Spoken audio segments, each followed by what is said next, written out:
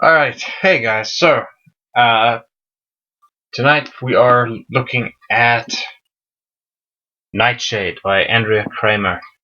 I got this one from my sister in 2010, I believe.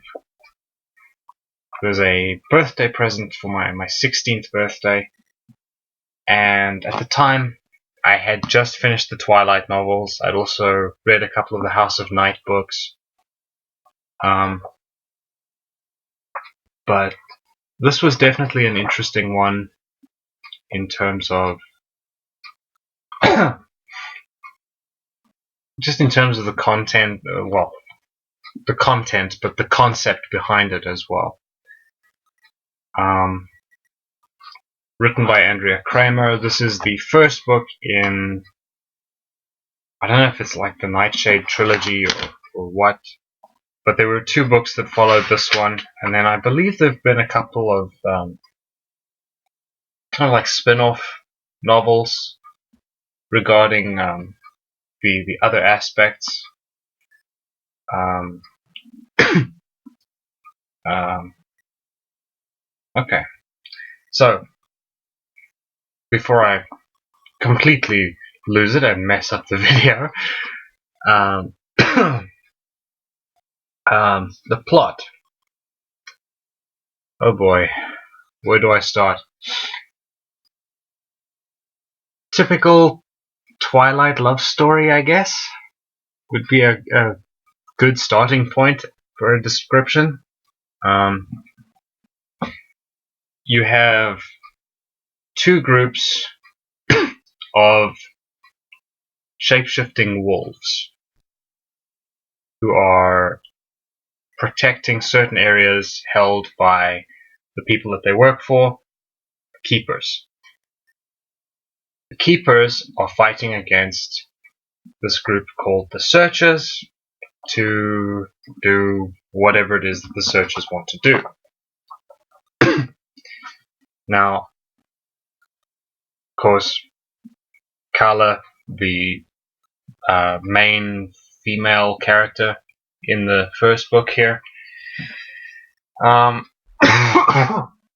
excuse me, she kind of throws a monkey wrench into the works, as it were, when she rescues and then subsequently falls in love with a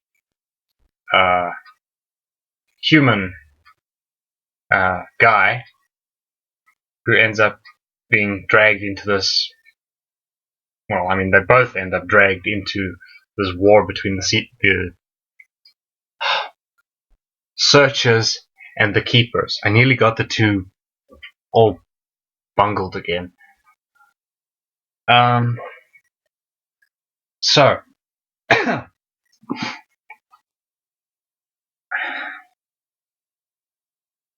what did I like? What didn't I like?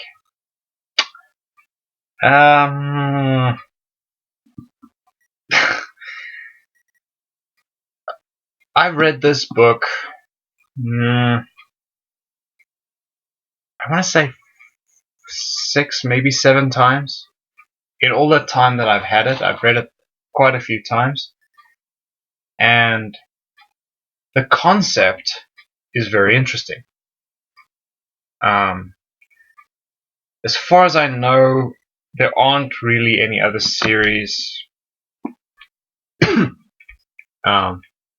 except, well, maybe the Anita Blake and the Jane Yellowrock books by Laurel K. Hamilton and Faith Hunter. But apart from those two series, I don't know of any other series where you have shape-shifting creatures in the middle of a war, or just shapeshifters in general. I liked how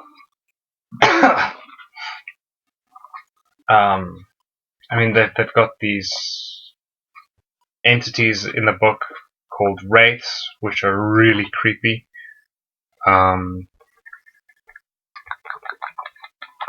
It's it's kind of difficult to pinpoint specific entities within the book, character-wise. I liked the wraiths because they were sort of this corporeal, this non-entity that was just sort of there. You knew what it was, but there's no like physical, at least as far as I can remember, there isn't really a physical description of what this thing actually looks like. It's just this floating shadow. The villain characters, or the antagonist characters, are suitably creepy, and the writing style is very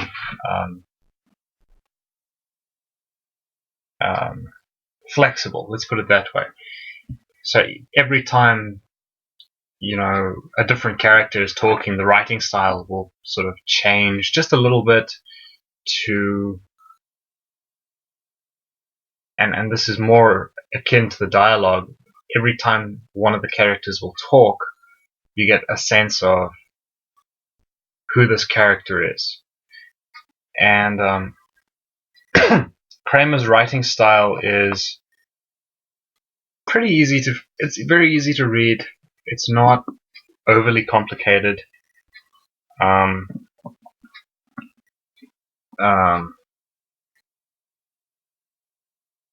But the character, and as I said, it's a visual writing style. It's very easy to follow. You read it and you can actually almost see what's going on in your mind. It's kind of like a movie in your brain kind of thing, which is great. I love it when I get a book like that. That said, the characters in this book are, with very few exceptions, terrible.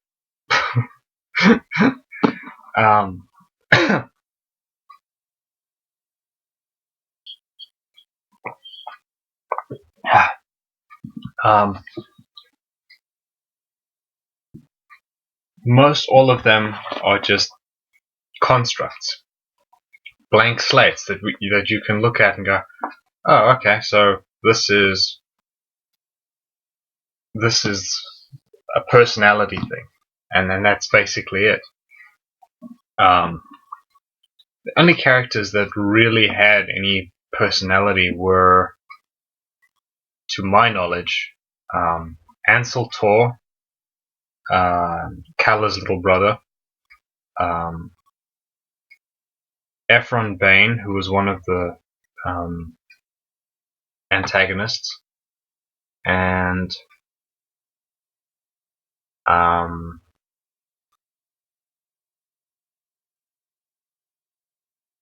there's a girl named Sabine, and those are pretty much the only characters that have any real kind of personality. Ren, the leader of the other wolf pack that Calla is supposed to be engaged to, is okay. He's a character. He's got some personality to him. He's got some traits that take him out of the realm of being a construct, but not necessarily in a good way. And the human character of Shay is just almost exactly the same. Okay, so that's kind of that whole point. But it does lead us into what became my biggest gripe with the book. Oh boy.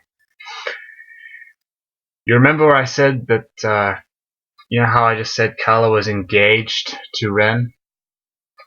Yeah. Apparently, Calla and Ren have been leading their own smaller packs of adolescent wolves. She's leading the younger members of the Nightshade pack. He's leading the younger members of the Bane pack. And the idea is that the two of them are going to get married and have kids and form a whole new pack of Guardians to fight the Searchers.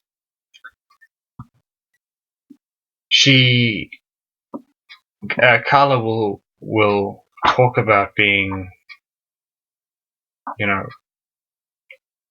how it's her destiny and how she's supposed to marry this Ren kid, and she'll say something along the lines of, I don't know if this is a good idea, or something to that effect. But for the most part, she just kind of accepts that that's the way it is. Which, that's not necessarily a problem for me. I mean, it's a problem, but it's not the biggest issue. At one point, to make a long explanation very short, she's treated like an object. Most of the female characters, Calla, Sabine, some of the other female characters, most of them are treated like objects. And I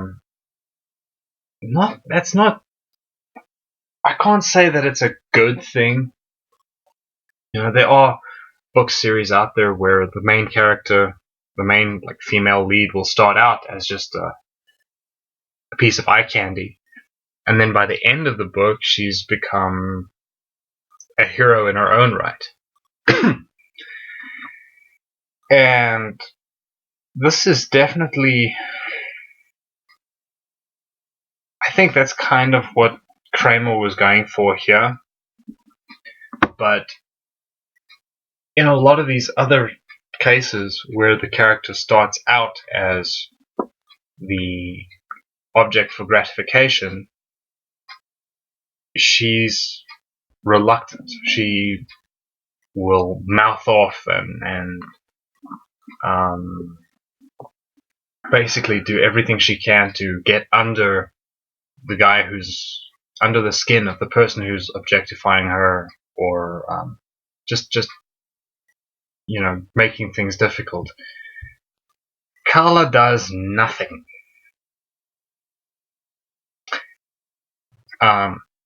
Shay comes to sit with them at lunch at school, and she ends up pulled into Ren's lap, and she just sits there. It's not even a case of, oh, it's a joke, among friends. She's very clearly uncomfortable,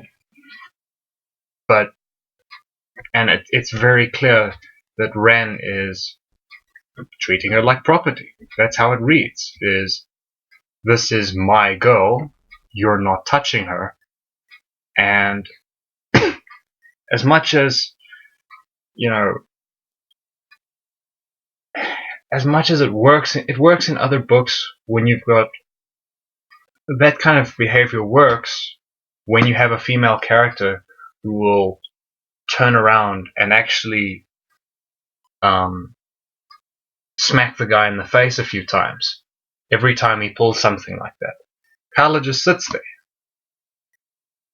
and the way it's played off is Shay, the human character, just sort of stands there staring, and then after lunch he goes to her to sort of talk and get answers. And at one point he asks her about, why you're letting him treat you like property and stuff like that.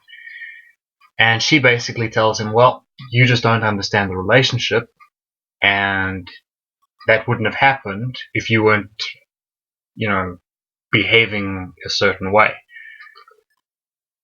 And I read that paragraph 2 or 3 times over to kind of get a sense of,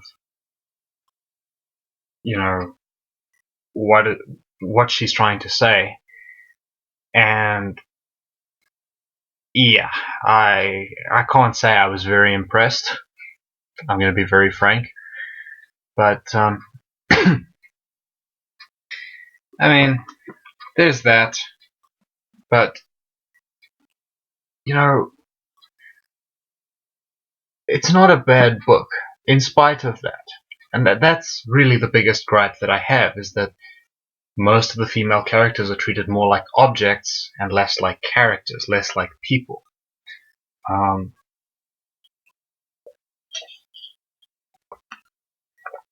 The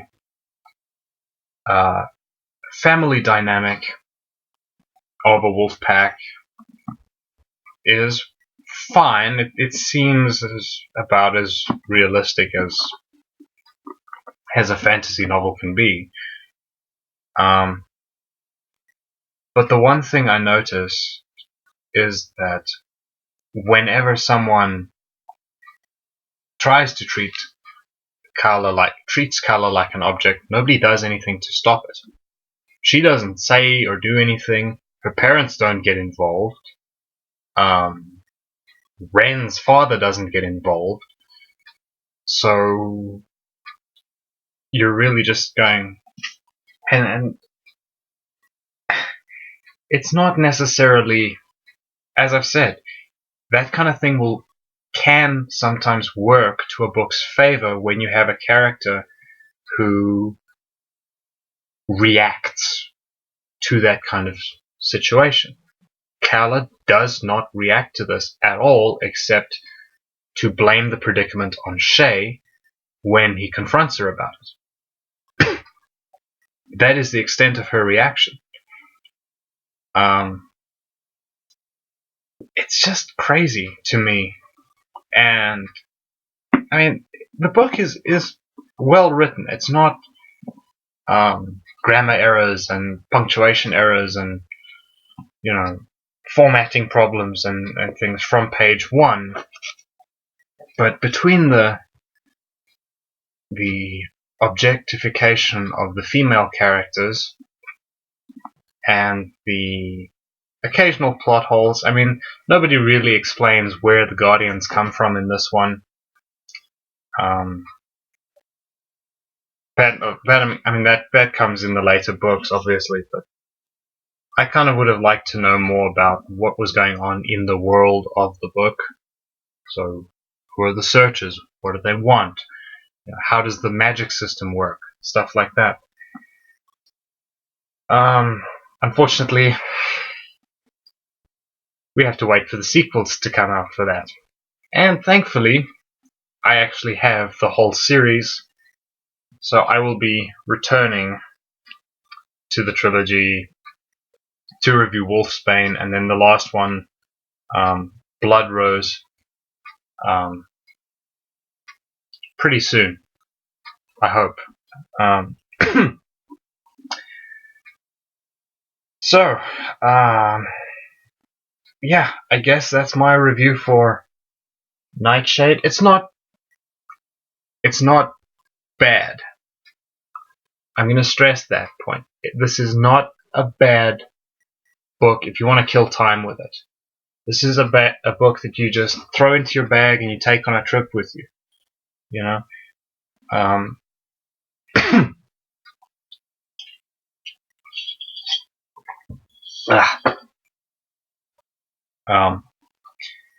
The story's okay. The characters could really use some work.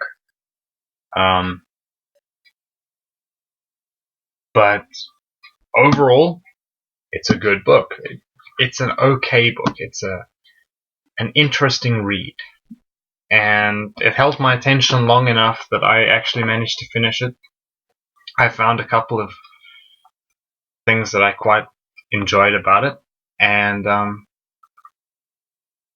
I've reread the book several times, as I said at the start of the video. And it's the same thing for Blood Rose and Wolfsbane. I've read both of the whole series several times over. So it is a good read if you want to waste time. If you're looking for something that is a little bit deeper, maybe you might find something here, but this to me I think is just a just your typical good versus evil story. Essentially, there's very little. I don't want to say there's very little depth to it, but it doesn't. If you're looking for something with like high moral themes and stuff like that, yeah, you might want to find a different book. Anyway, that was Andrea Cremer's Nightshade. Those were my thoughts on the book, at least. I will be reviewing the other two books in the trilogy as well, and then I will also be reviewing Aragon as well in the coming weeks. So keep your eyes open. I don't know when the Blood Rose and Wolfsbane reviews are going to go up, but I will be reviewing those books at some point. The next book that I will be reviewing will be Aragon, and that will be coming out. That should be going up within a few weeks, depending on when you're watching this video. It could already be up. It might, if it's not up at the time that you're watching this, well, then it's on its way. So, excuse me. Thank you guys for watching. Hope you enjoyed the review.